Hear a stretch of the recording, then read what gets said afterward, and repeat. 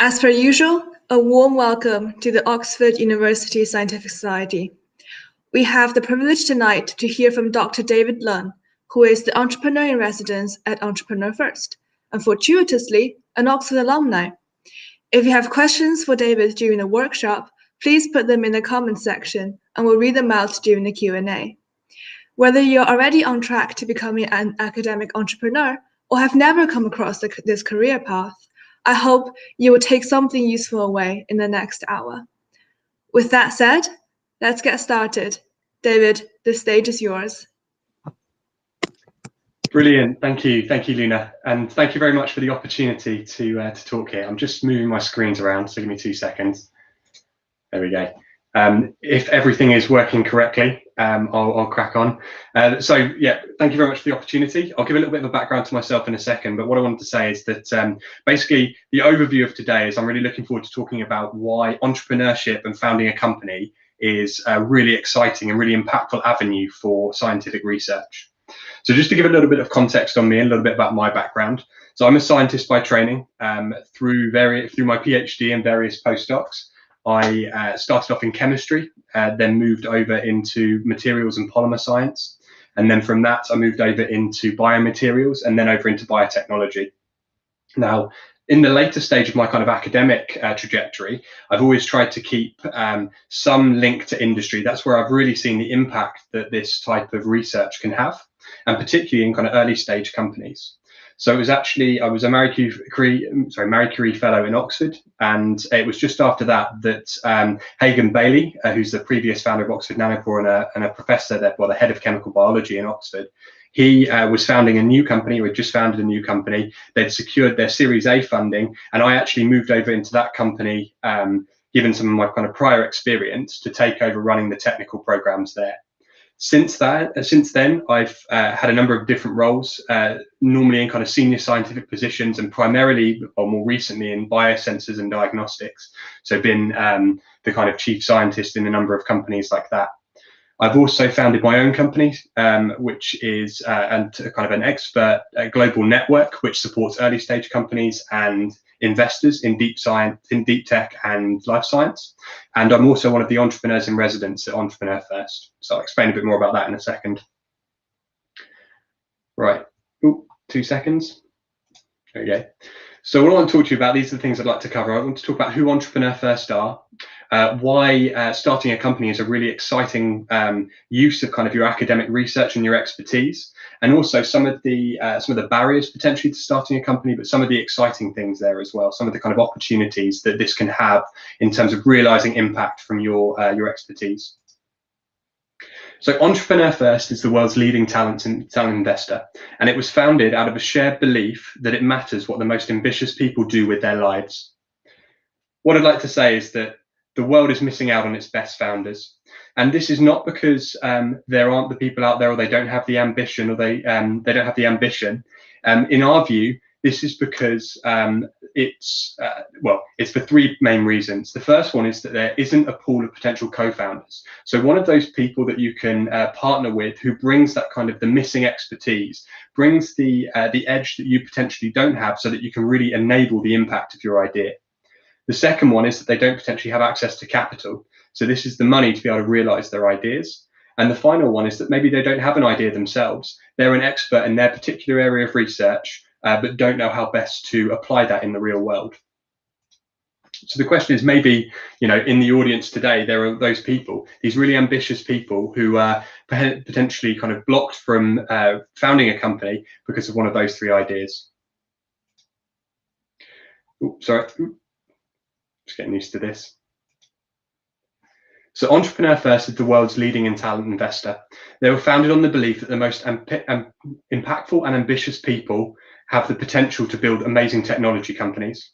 Entrepreneur First exists to transform the lives of these people by enabling them to become founders. Essentially, we view this kind of access to these people, and this enabling these talented people to do amazing things, as a way to transform their lives and the value that those careers have. So essentially, what we believe is that we can take away these blockers through Entrepreneur First, and we invest in people. We invest in people pre-team and pre-idea. So we provide capital and the support network for people to realize these ideas and to remove some of those blockers. So just quickly, Entrepreneur First, we believe, is the best place to find a co-founder, to build a company from scratch, and have access to some of the world's top investors. Now, Entrepreneur First has global reach, so it has programs now in 6 countries across Asia, North America, and Europe. And as you can see here, that entrepreneurs are still relatively young in the process, still early on in the process, but they've had over 2,000 alumni go through the program. That's over 350 companies created, and a combined valuation now of about 2 billion. And like I said, it's still quite early in the process, but there's still some interesting examples of exits and around over 300 million returned in terms of exited companies. I wanted to give a few examples of some of the companies that have been through and kind of had this impact. So one of the ones is Magic Pony Technology. So this was founded by Rob Bishop and Zhen Wang, and they developed kind of a machine learning approach to be able to process visual images on the internet. And they were acquired by Twitter just 18 months after starting the Entrepreneur First program for a reported $150 million. The next one I wanted to mention is a company called Tractable. So Tractable uses AI and computer vision to accelerate the process of accident and disaster recovery. So it was founded by 2 entrepreneurs who went through the Entrepreneur First program. They're now actually onto their Series C funding round, and they've overtaken Magic Pony as the largest company in the EF portfolio and are still growing. So they recently secured another $25 million to sell damage assessing AIs to more insurance giants. And then finally, one that's very close to my kind of interest at the moment in synthetic biology and tissue engineering. Shiok Meats recently secured just over $12 million for their Series A financing. And they're one of many companies who are working in the cultivated meat space. And they want to be the world's first company to commercially launch a cultivated shrimp alternative.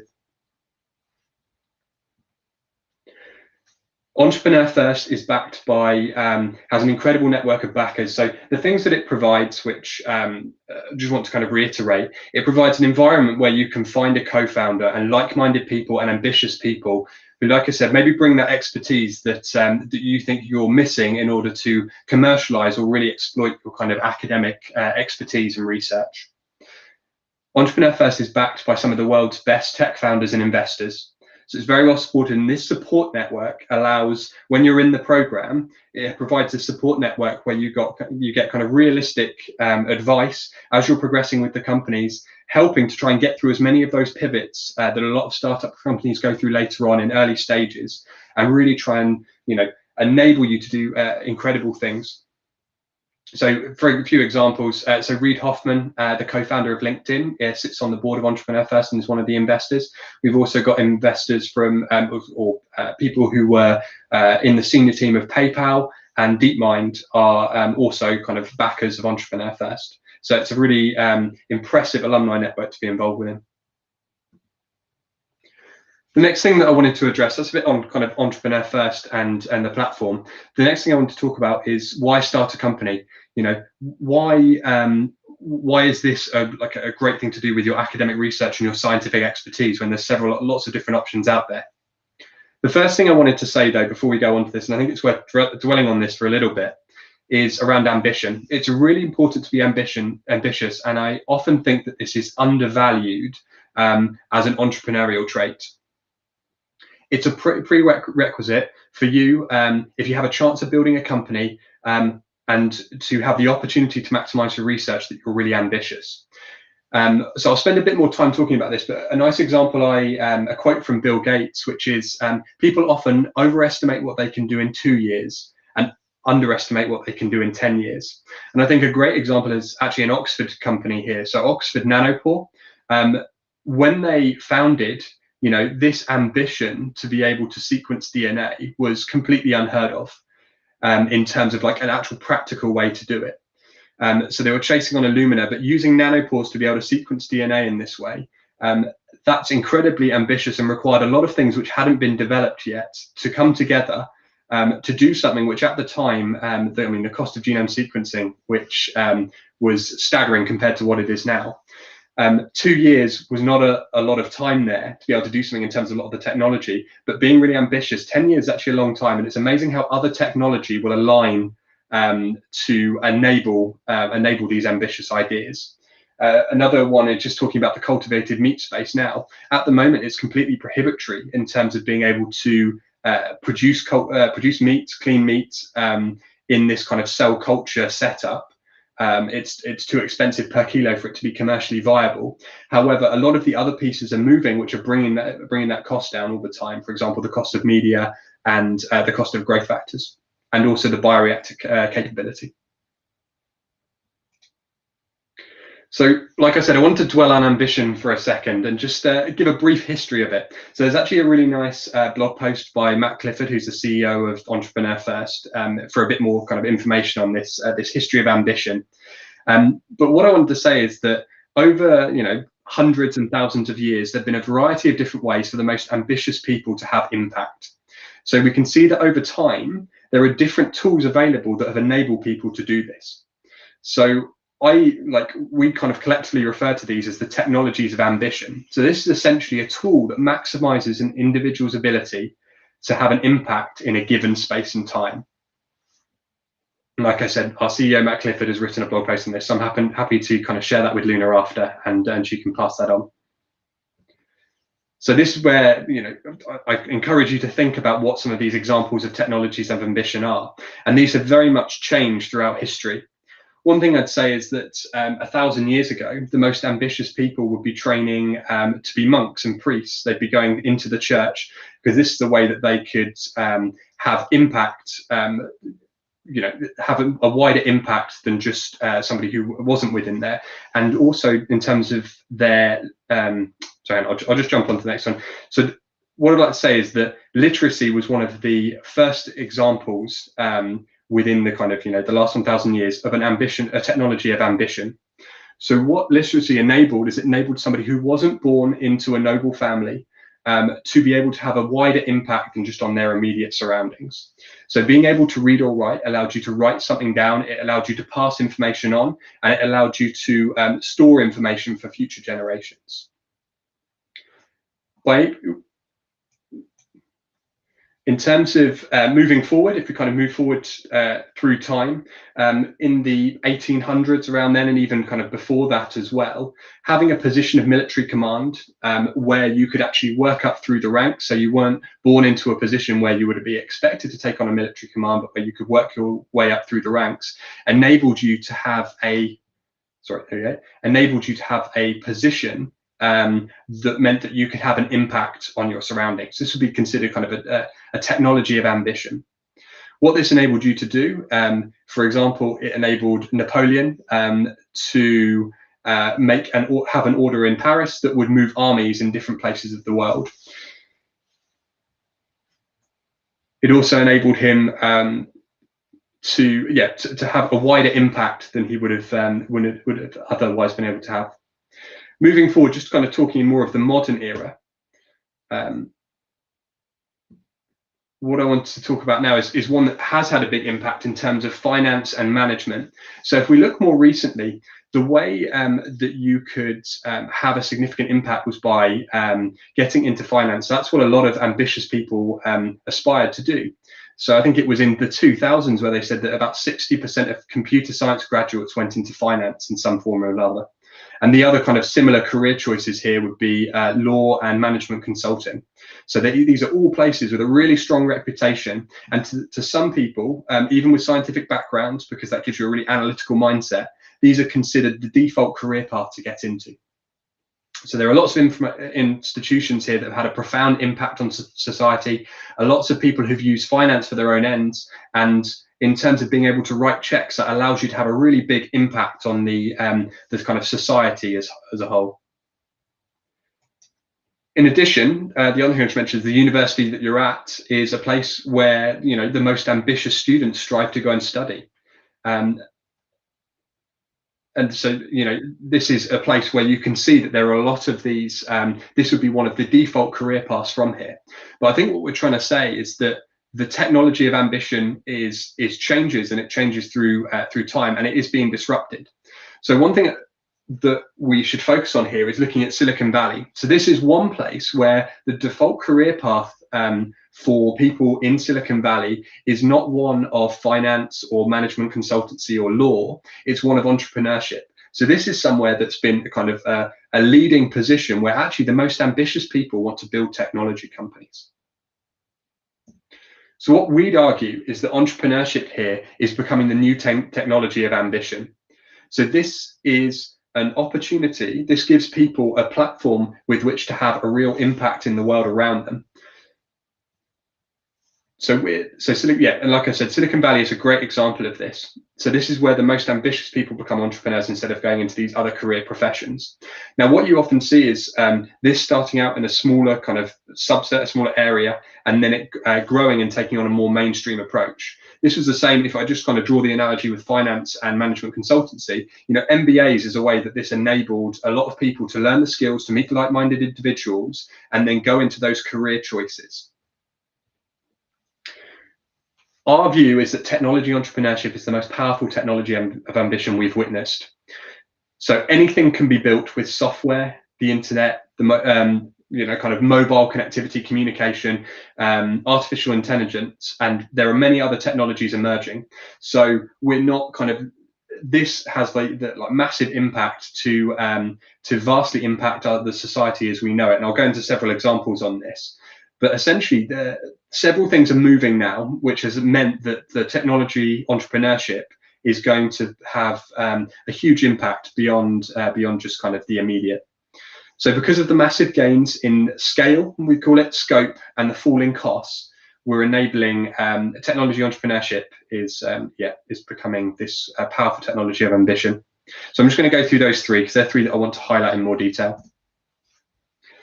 So the first one is talking about scale. So if we think back in the day, the most ambitious people, whether they were becoming priests 1,000 years ago, whether they were moving up the military ranks several hundred years ago, whether they're going to finance and management consultancy, these people were limited by the people that they could reach within their immediate environment. And I realize this is changing now in kind of finance and management consultancy, given the correlation with technology.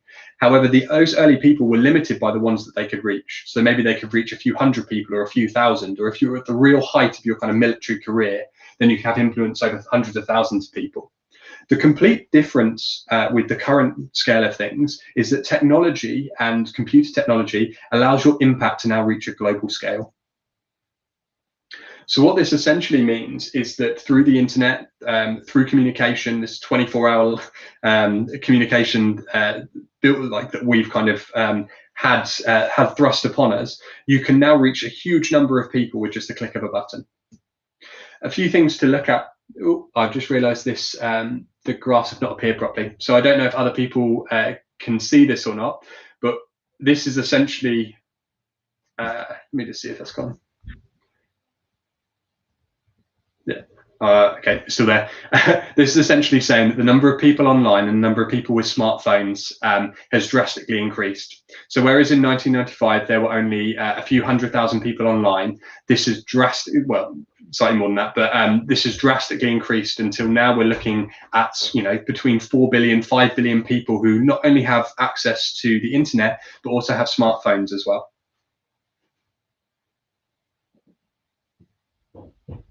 There we go. It's on my fault. It is on a staggered slide deck. Okay, so if you think about it, we've seen an incredible rise in the number of people with access to the internet, to mobile phones. So you see companies like Google, like Amazon, and Facebook reaching billions of users. So imagine, what Napoleon would have done, or what some of these great leaders through time would have done with access to that number of people at the click of a button. I want to also mention one of the entrepreneur first companies as well. So Clio is a company that was founded on the 5th London cohort. So it's just a little over 4 years old now. So they reach millions of people through an AI-powered app that helps its users better manage their finances. So the point being is that you can have a huge amount, like technology is enabling this type of ambition because of the people that you can now reach. Social media is obviously a great example of this in terms of anyone can have access to huge networks of people. The second thing I wanted to say is around scope. So technology has a really wide scope and it can be applied in different ways. So there's lots of uses, and this I think is a really important thing when you're thinking about your scientific research. So technology can be applied in lots of different ways, and actually core elements of your technology where you maybe think that it doesn't have any commercial potential, you'd be surprised where elements of it can actually be applied in different ways. So whatever your ambition is and whatever the kind of impact is that you want to have, technology can be used kind of as a means for enabling this. So I'm going to give an example, two companies here that everyone will recognize. So Airbnb and Uber are great examples of this. So they both leverage very similar technologies to solve different problems. Just to dwell on this slightly, it's, you know, hotels and taxis, and what Airbnbs and taxis are not really considered high-tech industries. But today, the most important companies in these sectors are both technology companies. So the technology here is being applied in a way to have impact in sectors beyond where its kind of immediate benefit would be seen. So this means that even people with no intrinsic interest in technology itself can and will return to digital technologies to realize their ambitions. To bring it kind of into the life science space, another great example of this and the scope that can be achieved is around CRISPR gene editing tools. So Jennifer Doudna and Emmanuel Carpentier were the main researchers that uncovered CRISPR's ability to be used as a gene editing tool, and this is having incredible impact across the world. So this led them to winning the Nobel Prize, as many of you will know. But what they also did to truly realize the impact of their work, they both founded companies. So Emmanuel Carpentier went on to co-found CRISPR Therapeutics, which now focuses on developing gene therapies to treat disease. So this is now valued at over $13 billion, and it's focused on a massive kind of market in terms of drug development. And then Jennifer Doudna went on to found Editas, which is also developing gene therapies. And I think for anybody who has had experience with startup companies in terms of working in the CRISPR space, you know, there's a lot of licensing that needs to be done to be able to use these tools, and people are using them for all manners. Like there's, you know, this bio-revolution that's going on at the moment, and people are realizing and becoming more accepting of biotechnology being applied in different areas.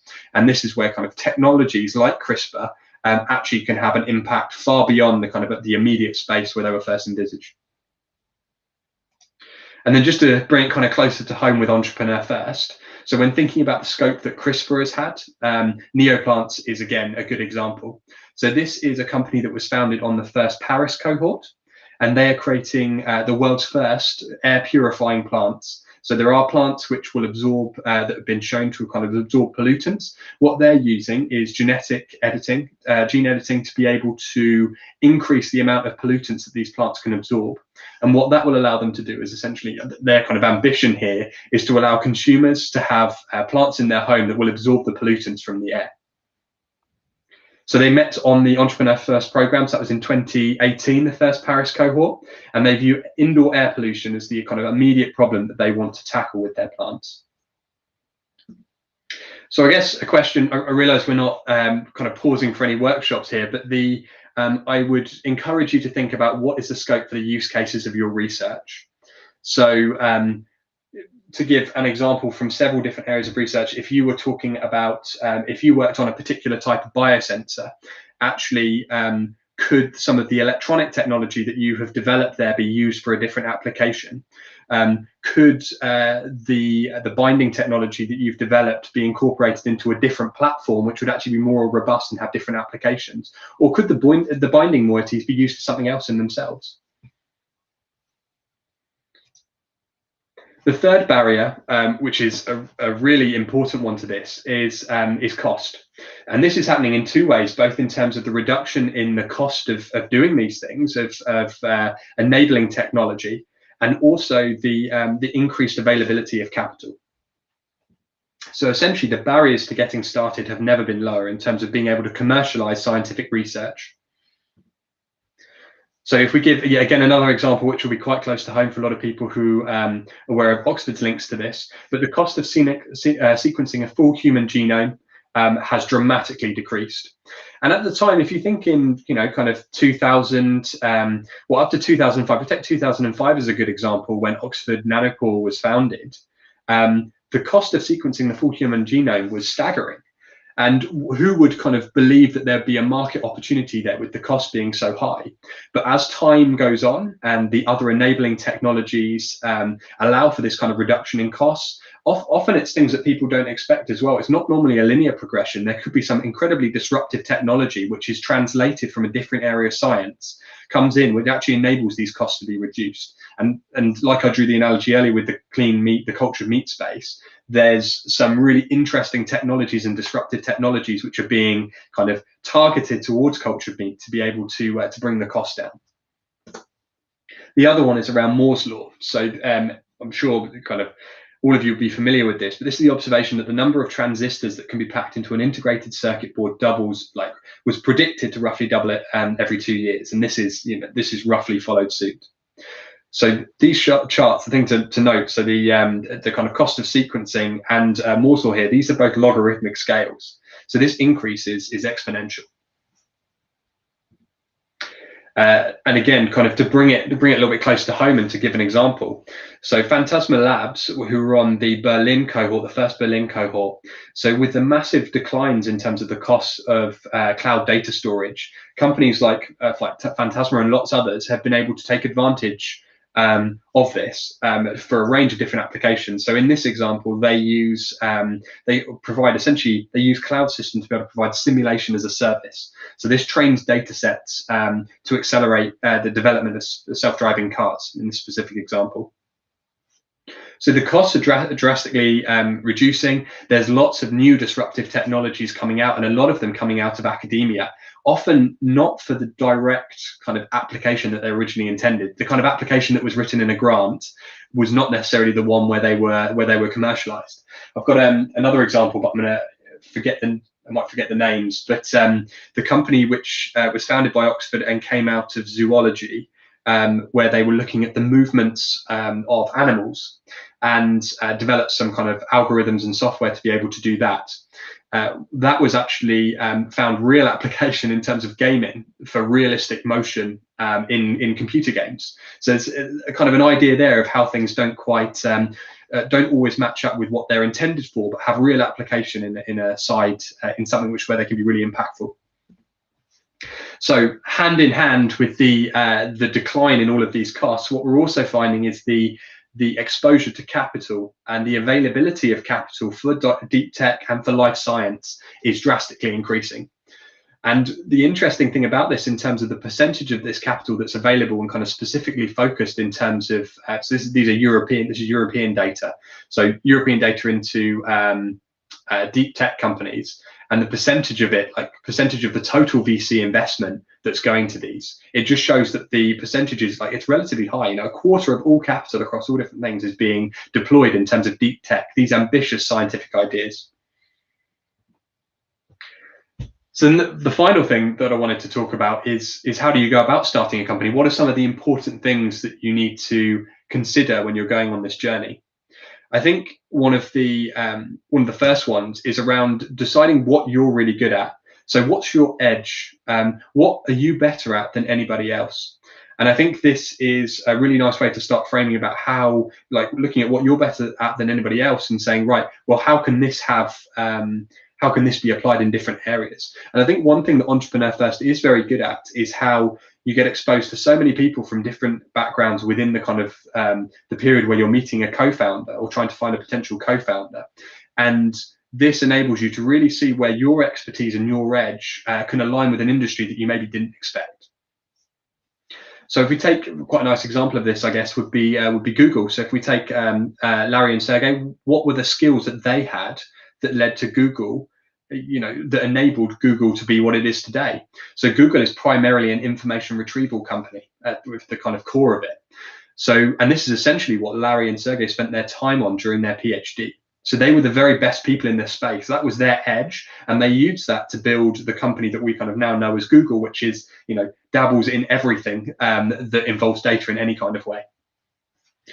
And I'll give an example of a company that I actually work quite closely with through the Entrepreneur First program. So Vatic, they are linked to Oxford through the Oxford Foundry as well. So Alex is an Oxford alumni. They have used their expertise and their edge. So Alex had experience in after his undergrad, he actually ran 2 biotech companies for an academic founder, both at the same time, and ended up securing licensing deals for both of them. So he had a really good understanding of how the sector worked in terms of biotechnology, in terms of diagnostics, even though that wasn't actually his background. But it's where he came into the entrepreneurs program with this kind of edge in just understanding how the sector worked in that regard and some of the things that it needed. And then he partnered up with Mona, and Mona has a background in chemistry, a background in nanoparticles, and all towards kind of focused on nanomedicine. And they actually paired up through the Entrepreneur First program with the idea originally of developing kind of decentralized testing for inflammatory disorders. So kind of mainly focused on diagnostics. What they ended up doing with COVID when that appeared, they pivoted, realizing that some of the technology they developed would actually be really suited to COVID, and now they're the first company to have been able to launch a rapid saliva-only kind of test for COVID-19. So it just shows how if you get 2 people together where their skill set, their edges really complement each other, then they can do really impactful things. The other thing to realize here as well is that, market wins is the phrase, but the size of the problem very much does predict the size of the impact here. And again, COVID is probably a really nice example to talk about, because what COVID has shown is the global reach that some of these technologies can have. So if you develop a vaccine or you develop a diagnostic for COVID, all of a sudden the entire world is now your market. So I think that's a good way to think about it when you're trying to be ambitious and when you're looking at what the market needs. Have a think about like how widely things could be applied. Is this something which is only a very, very small set of niche users within the market want, or is this something that has truly kind of global and like pan market potential? So again, to give an example of this from the Entrepreneur First cohort, if any of you have been to the doctors recently, you probably would have interfaced at some point with Accurex's technology. So Accurex recently raised another Series A round of about £9 million to develop their messaging app for medical teams and patients. So they pivoted several times, even after being funded through the Entrepreneur First program. And they realized that they could have a real impact in terms of enabling remote communication for healthcare providers with their patients. Now, this they were already kind of working with several GP practices, but this has absolutely gone ballistic in terms of COVID has had the impact that all of a sudden all of these healthcare providers need to go remote, and they need to go remote very quickly. So Accurex has now been adopted by almost entirely across NHS GPs, and they're the ones responsible for a lot of the messaging apps and the photo apps and things like that if you've ever had to have a remote consultation. Again, the things that these both highlight is that having the right co-founder matters.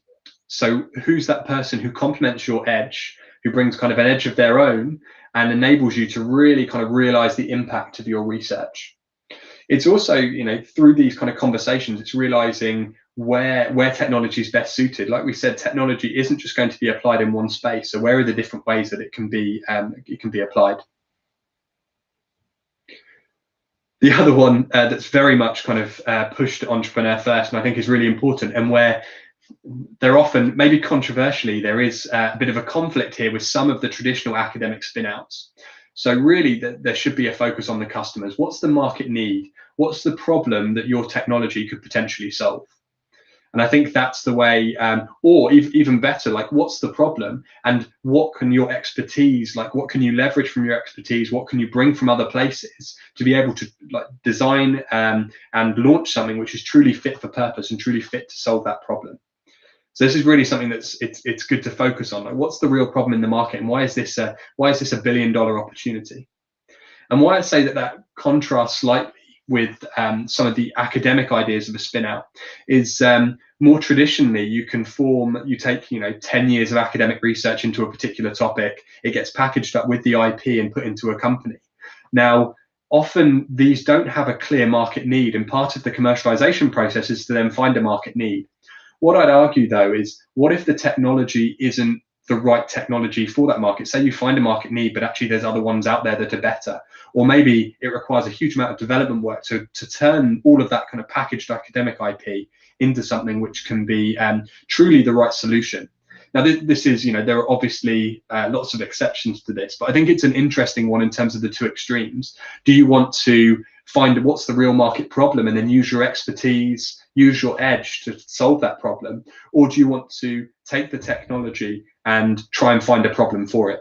And I think they're two very different things that are both practiced. And yeah, it's an interesting one, which would be keen to discuss after.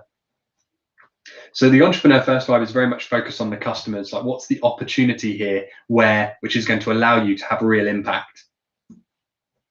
And then the other one is around urgency. So you need to move quickly in this space. There are lots of ambitious people around the world, and lots of people, there are problems out there that need solving, and there's lots of ambitious people trying to do it. You also have to recognize the situation around you and the environment as it's changing. So what is it that kind of the emergence of new opportunities, and making sure that you have the urgency to grab and jump on them. So I just want to give an example of, so Kieran Medical, so it's another example. This is from the London 6 cohort. So they, this is about 5 years ago. So they developed a deep learning tool that would help radiologists detect breast cancer. And there's been a few bits of publicity about now, and kind of other similar approaches where AI is being applied in healthcare to be able to transform and improve a lot of the kind of standard processes within the NHS and within healthcare providers. So following the start of the pandemic, though, what COVID meant for Kieran is that a lot of the screening services that were traditionally used for cancer, that were being led by the government, being led by the NHS, were put on hold, and a lot of cancer trials were put on hold as well. So this is the kind of, as the NHS paused to be able to focus all of its efforts on COVID, these are a lot of things that you don't quite realise have to stop to enable that. And what this allowed was that Kieran Medical could help the NHS, and they were backed by the government to do this with a government grant, to work through the backlog of images using their AI technology. So they recognized that there was a problem here, and there was this buildup of data that was going to take years to be able to process through the standard processes. So then what they moved over to, they thought, well, we have a technology here, which this is an ideal solution for it. So these founders, they started this company at a time when it wasn't immediately obvious that these tools could be used in this way to accelerate cancer diagnostics. However, because they had the urgency to demonstrate, and they had the belief as well in their technology and in their learning in this space, once it became obvious that there was a backlog, and they realized this, and they were doing this through lots of continuous conversations with customers, it allowed them to kind of propose an alternative, which was then is being trialed. So the thing to realize here, and I guess where the urgency comes from, is if they waited much longer to solve this problem, like other people would have done it in a different way, or the NHS would have taken a different approach. So again, additionally, we just wouldn't know if anyone else would have had the technology to do it in this particular way. And their technology, arguably, we want more AI to be adopted into the healthcare environment, and this is one kind of nice example of how that's happening. And then final point they may look very glamorous, but don't believe the hype, and startups are not glamorous. You hear about the success stories, but what you don't hear is the there are lots of examples of failed startups as well, and I have had experience with some of those myself, kind of firsthand. These are often for a variety of reasons, and some of the reasons that I talked about earlier. So it is a fluctuating kind of career path. So there are examples, there are lots of highs, lots of lows. It gives you an opportunity to do incredibly ambitious things and to have real impact. Being able to do things in an early stage company like that can pivot quickly and can address real problems in the world gives you a great platform with which to have impact. But it is hard work. It is stressful. It can involve lots of conversations. It can involve lots of pivots as well. But I think a lot of the things Entrepreneur First helps with is helping to avoid a lot of those traditional pitfalls that startup companies do have in terms of not addressing the market need properly. The main reason that startups fail is not just based on the idea. It's actually based, this came out some research in the US, actually based on timing. So an idea maybe. I know, for example, some people who developed a form of wireless local area network connections, like a form of wireless LAN, before we even had kind of wired connections in most people's houses. And what that meant is just it was the wrong time for the adoption of technology like that. And what you'll often find is you can have an idea, and lots of people will have had ideas, but it's aligning that with the market and the timing. And I think that's something that Entrepreneur First really helps with in terms of avoiding a lot of these common pitfalls. But again, to give some examples, some kind of personal examples, I have a newborn who was born in December. And I work with multiple startup companies, and lots of them, given the urgency, you sometimes need to really support them at key times. And my Christmas and paternity leave was somewhat hijacked by writing clinical protocols to help a startup company launch a clinical trial. And it's something that if they hadn't done it then, it would have really impacted their kind of trajectory and the impact that they could have had. So it does. There are a lot of these things that go hand in hand, but I love it and wouldn't want to be working in any other kind of industry. Anyway, I appreciate jumping across a few different areas and talking about lots of different things, but I would really like to continue the discussion. So if anybody does have any questions, yeah, very happy to answer them.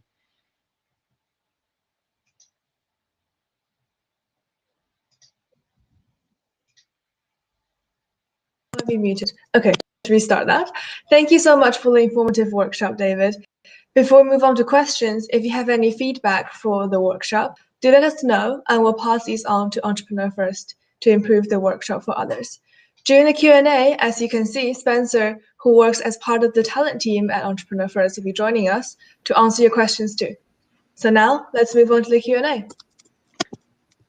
I'm loving some of these questions already. Where do you want me to start? Do you want to? I think we're going to have.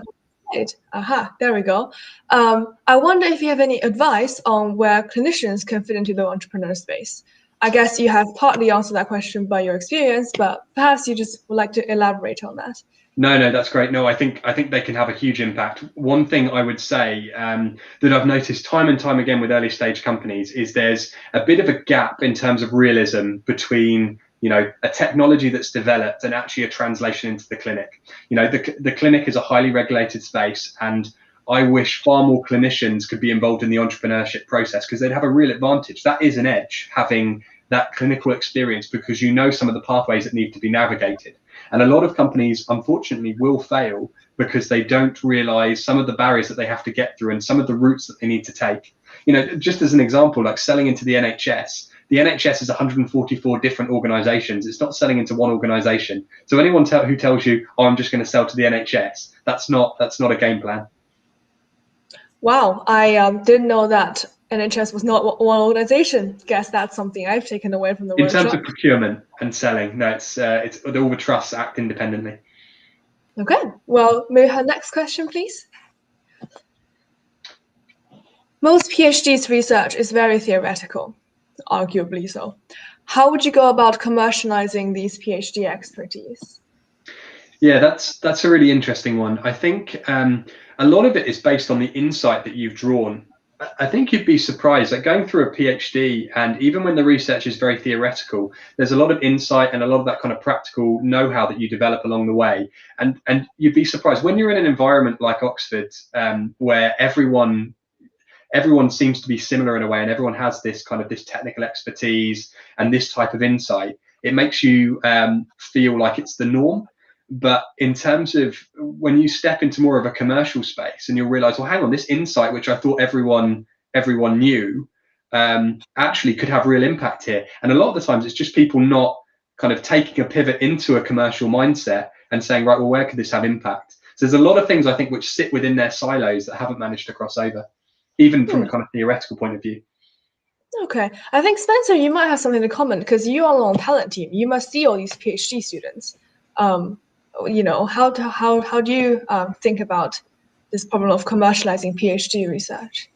So yeah, no, thanks for having me to join the panel today. So yeah, I spend a lot of my time talking to PhDs who are interested in joining. I think one of the key things is about for a PhD student as well to think while going through their studies, to think about how exactly do they want to use their PhD after the time they've done that. Do they want to kind of stay in academia, or do they kind of have wider ambitions that actually, I think this research could be applied in adjacent sector? And I think one of the key things to be thinking about or is exploring actually is what are the fundamental elements of your research? How could they be potentially applied in other areas? And that could be a good starting point to then start having conversations and thinking about expanding your network and connecting and chatting with people who maybe in different settings who have problems in certain spaces that you could think actually my research could be applied to elsewhere. And so I think like the example David mentioned of the company Neoplant. So I think the CTO, Patrick Torby, who had a PhD in CRISPR and gene editing, and he ended up working on a company that are editing plants to suck up air pollutants. And so he, during his research, wouldn't have instantly been thinking about like, yeah, this PhD is going to basically be able to build air purifying plants. He wouldn't have been thinking on those paths, but having conversations with people who are in other areas and other industries would have exposed him to the facts. And then it allowed him to think, actually, my PhD work with plants could be used as a basis for creating something like this to build a company around. So, yeah. I think that's a really good point. And here just highlights how the EF model really helps to bring like-minded people together and see these cross-disciplinary concepts and ideas that might help founding a company. Okay, may we have the next question, please? Why not just do academic research and leave the commercialization to those who know how? I suppose this probably means licensing off your IP or something similar in the field. Anyone would like to take the question? Yeah, I think this goes back to the ambition and deciding what kind of impact you want to have. I think if you want to really see your research have an impact in the world, then like don't leave it to somebody else. Like you go and be the one to do it. You're meant to be the person who has the expertise and has the edge. You should be the one to go do it. That's fair enough. I think I've heard a story of someone who had a drug and it was licensed to a big pharma, and the pharma decided to not pursue the drug. So I guess that's one way that could turn out. Anyways, we'll have the next question then. I think, Luna, one thing to think about on there as well is what's the next step as well. You don't know how these things are going to pivot. So actually commercializing your research gives you a platform with which you can potentially do other things as well. So you may realize in developing your research yourself that you realize there's another opportunity over here. Okay, we'll keep that in our minds too. May we have the next question, please? How can one start a company without business knowledge? And is that crucial when you do start a company? I will let Spencer take this one, but I would just say that this is what the EF model is set up for, this exact kind of question here. So do you want to answer that, Spencer? Or? Yeah, so I think definitely in the conversations I've had, speaking to people from like various technical backgrounds, and for me myself personally, I come from doing a master's in an academic setting in life sciences, so I enjoy speaking to a lot of technical people. But then there's a perception where you would have to go stay with other technical individuals to potentially build a company with, and then the key issue of that is that you would lack those business skills. And something we've seen at Entrepreneur First over the years is that I think when building a co-founding team to start a business, really being able to have those conversations and to have some of the business expertise would be really valuable. So I guess in our program, Entrepreneur First is designed to bring together a pool of potential business-oriented co-founders for you to be able to actually have those conversations and to understand things from a business perspective and to benefit from that. So I would say it's really key. And I guess if you don't have the expertise yourself, I wouldn't say that's necessarily a problem, but definitely being able to build a team around you that can bring together those kind of expertise or has a bit of insight in terms of the more business operational side of things for you to be able to go forward.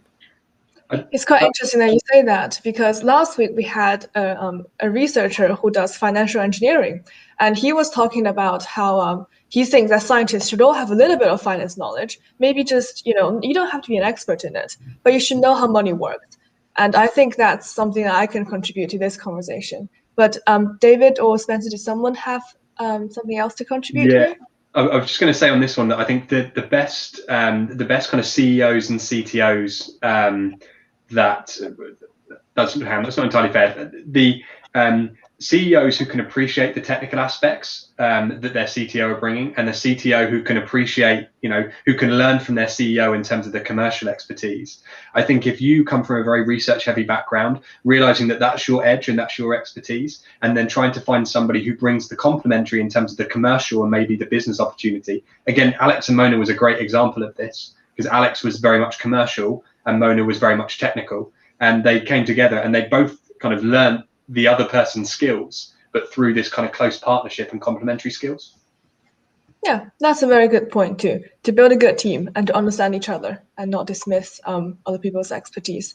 Could we have the next question, please? I know there are quite a few. I can see them on my right-hand side. How can one start a company without money? Well, I guess that's difficult, but... So again, one of the challenges, one of the barriers to people starting companies, I think, lots of ambitious people who don't start them because they don't have access to the money. So entrepreneur first in terms of the model, if you're accepted onto the program, your living costs and are paid through a stipend. So you don't have to worry about money in the kind of early part of the program. And then entrepreneur first is an investor as well. So the companies that successfully go through the program are funded at the end with a pre-seed investment. Spencer, would you have anything to contribute to this? Yeah, nothing much more than pretty much I think Entrepreneur First exists is really to lower the access to entrepreneurship. And so that question of starting without money, that's really what we're designed to build, because if you can take away those barriers, then people can be a lot more creative and a lot more ambitious in the problems they're aiming to tackle. And so by taking away those restraints, the only thing we expect of people is to really to not limit their ambition in terms of what kind of companies they want to build. So yeah, that's a very good point. There's also a network of investors that they put you in contact with as well. These lots of exciting companies come out of EF, and there are lots of investors waiting to see what happens. Okay, I think we'll have another question. There's quite a lot of them. What's the biggest mistakes that academics make when they try to transfer their research results into products or companies? I think this is something that's really key, because we've been talking a lot about the positive things and the successes, and perhaps now it's time to address some of the things that could go wrong. So the big one for me is always that they kind of bring the technology together as a solution, but there's no problem. There's no kind of market need for it. So the big one for me is always, as an academic, you can develop technology and you can kind of blue sky think and take the routes that you find interesting. However, turning that into a company, there needs to be a problem and a customer. A problem it's solving and a customer that's going to buy it. Now, that may be a customer that emerges over time, but the surefire way to have kind of that more immediate impact is to have a need that your technology solves. And I think what often happens, not to criticize some of the academic spin-outs that there have been, but they often spin technology into a company without a clear kind of value proposition or a clear kind of customer in mind. I think that's also part of how the business model kind of idea comes in, that it might be all very well and good if you have a fantastic technology, but if no one's out there to buy it, or it's not needed by people, I guess that's something that you should address too. Spencer, would you have anything to say about this, or should we move on to the next question? I guess one thing that's in the back of my mind is really it's about going after. It's great to be able to come up with interesting new approaches using technology, but the problem that they might potentially address is a really valuable problem, because there could be the most amazing technology, but if it only improves things by a tiny percentage points, then people just may not adopt it, not because it's not impressive and it improves things, but it's just not worth the initial cost of moving, or maybe there's just not an appetite to change how things are done. So you really need to have a massive level of improvement to actually convince people to come on board. Okay, fair enough. Could we have the next question, please? Oh, this is quite a long question. You showed us, that's again about the failure rates. And so they're just asking whether some scientific domains have a higher chance of success or failure. And this is quite interesting. I'm actually completely not sure what to answer about this, but that's a really good question, actually. I can be I don't know the exact numbers. I mean, I can be brutally honest. In terms of regular biotech companies, the failure rate's very high. I think often it's because people are like I said, people are developing a technology with no need, or the timing isn't there. So I would argue with some disciplines, if you tried to start a brain-computer interface company 10 years ago, you wouldn't have had much luck, because investors do expect a return, and if you're privately funding it, that's a lot of money to spend on something which doesn't have a clear, it's not quite clear how it gets implemented. You get some eccentric billionaires who really drive technology forward. If you look at Elon Musk in terms of Neuralink, who drive some of these ambitious areas forward. But yeah, those kind of they do have a higher failure rate, to be brutally honest, but I don't think that's prohibitory at all. And I think a lot of those, you want to look at what the steps are on the way. So you say, right, this is the really ambitious goal that we're aiming for. However, this technology could have use in the meantime, or we could take components of it and use it for something else. It's very true too. I think my impression, given that I think all three of us actually all come from the biology related spaces, and I know the biotech companies typically fail a lot. And it seems that every single other scientific discipline is doing better than us, but perhaps that's not the case. Spencer, would you have something to say about this? No, nothing much to add there, but yeah. Okay. I mean, I've been in two failed biotech companies, or been involved with two failed biotech companies in different ways. In the UK, I guess people are a bit more critical about that. In the US, that's not a bad thing at all. It's considered that you're learning and you can better apply your skills. So just being honest, but one of them was incredibly ambitious, and the other one was actually relatively routine in terms of what it was trying to do. The failure was for completely different reasons other than like the problem and the solution. So sometimes things just fail because people are people, or investors go under. Even everyone thinks about biotech companies failing because of something the biotech company's done, but in reality it can be anything, and it can be environmental factors. So if your investor runs out of money, then you're kind of stuck. That's true. I think it also highlights the fact that people is very crucial to the whole business of entrepreneurship, and companies are built by people after all, and it's people that makes them go along. And anyways, we should probably move on. We'll have one or perhaps two more questions just to round this off. So next question, please. What's in it for entrepreneur first? I guess this is a pretty brutal question. Perhaps Spencer, you might address that. Yeah. I'm going to go, Spencer, or do you want to do it? Yeah, I can jump in. So yeah, I think for us, entrepreneur first, I think the way you view us is we're essentially an early stage investor where we see ourselves as talent investors, where we've seen across the market that essentially many of these programs are designed to support people in starting a company at early stage. The kind of prerequisite is that you need to have like a pretty well developed, solid idea. You need to have a pool of co-founders already with you on the journey, already full time on this business idea working for us. And so for us, actually, our whole thesis is that if we take away those entry requirements, help you find a co-founder on our program, provide support in developing the idea, and then essentially what will happen is that we'd invest in you on a program and then take an equity share from your company to support you on the journey of building your company.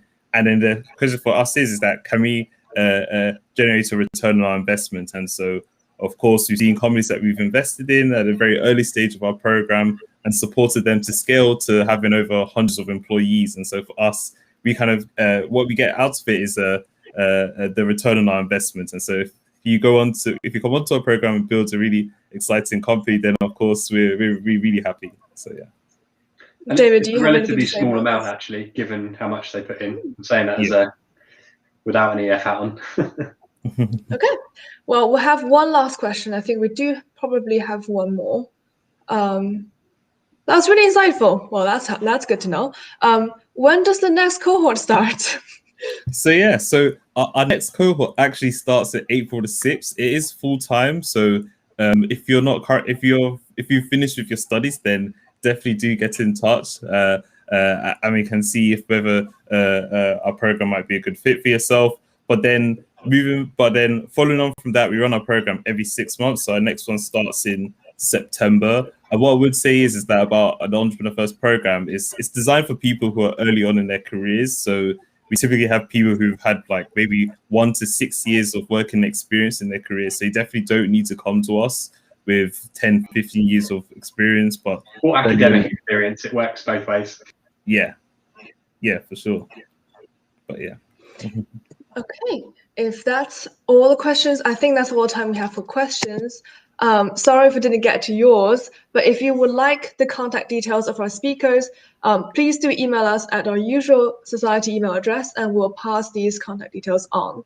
But for now, it really is time to wrap up. Again, thank you, David and Spencer, for making this event happen and taking your time tonight. And also to all the Entrepreneur First staff for putting together the workshop contents. Thank you to our audience. I hope we have demystified entrepreneurial sector for you today. And we have encouraged you to think about working in this rather exciting area in the future. One last thank you to our dedicated committee members. It's not easy to stay motivated when everything's done through a screen. I know that. Just a quick forecast. Our next event this Thursday will feature Dr. Patricia Farah from University of Cambridge, and she will be talking about Newton's much neglected career in London. So stay tuned and bye for now.